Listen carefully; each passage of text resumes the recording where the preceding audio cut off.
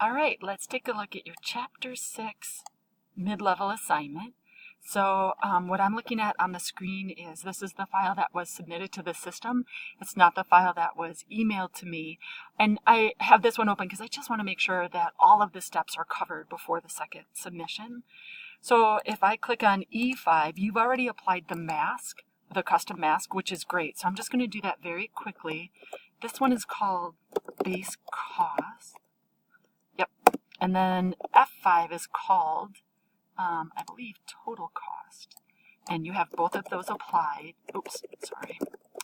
Exactly as instructed. Now, if I go back to E5, one thing that's throwing the system off that you have in your file is that you have an absolute reference and the system's looking for a relative reference. So go ahead and make that change. Do that to E5 and to F5.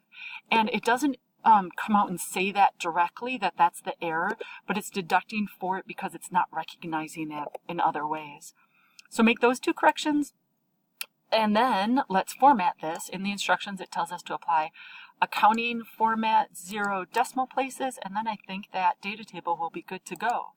Now, taking a look at the 2 variable data table, I'm just going to zoom this down a little bit so we can see the whole thing. The trouble is you only have one variable, and that's where they are tricking us. This one has to be a 2 variable data table. So I'm going to clear the content out of there.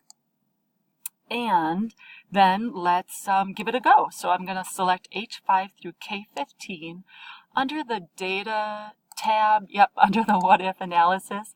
There's our data table command. So here in this data table, the 2 variables that we're playing with are lot price and square footage. And we want to have Excel, right? That's the beauty of this what if stuff, is that we want to have Excel figure out, like, what if the square footage is just a little bit more, or what if the lot price is just a little bit more? What effect does that have on the cost of the house? So the in rows, we have changes that we think might happen to the lot price. So our row input cell will be, where is that? B23. And what we have in columns is the change in total square footage, and that is B7. So those are our 2 variables. What? Those are our 2 variables. What's going on here? Sorry. And that should not be what you see on the screen. You have this set up.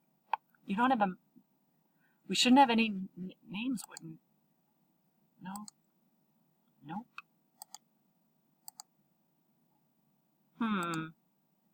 Oh, okay. Okay, so H5, I'm actually going to cut that out of there.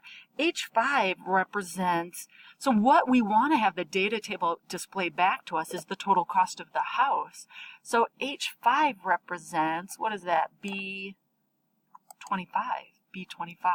So clear out what you have in H5, actually cut it because we'll use it in a minute, make that point to B25.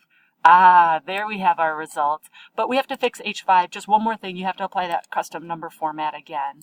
That's maybe just did that step a little bit too quick.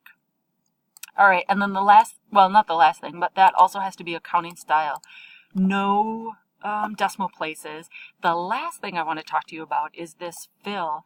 You'll do this same sort of fill. The instructions tell you to do this same sort of fill in the 2 variable data table, and they use that same sort of language where they tell us to highlight the cells that are closest to our goals, and we use the blue fill to mimic that highlighting. But in the second data table, it's a little trickier. The hint I want to give you is your goal can be a little bit over or a little bit under. It's the one that's nearest, I think, is the way that they say it in the instructions. And just keep your eyes on that because they're pushing us, right? This is intermediate level stuff, so they're not going to give it to us easy. Don't fall for the trick. Highlight the ones that are nearest.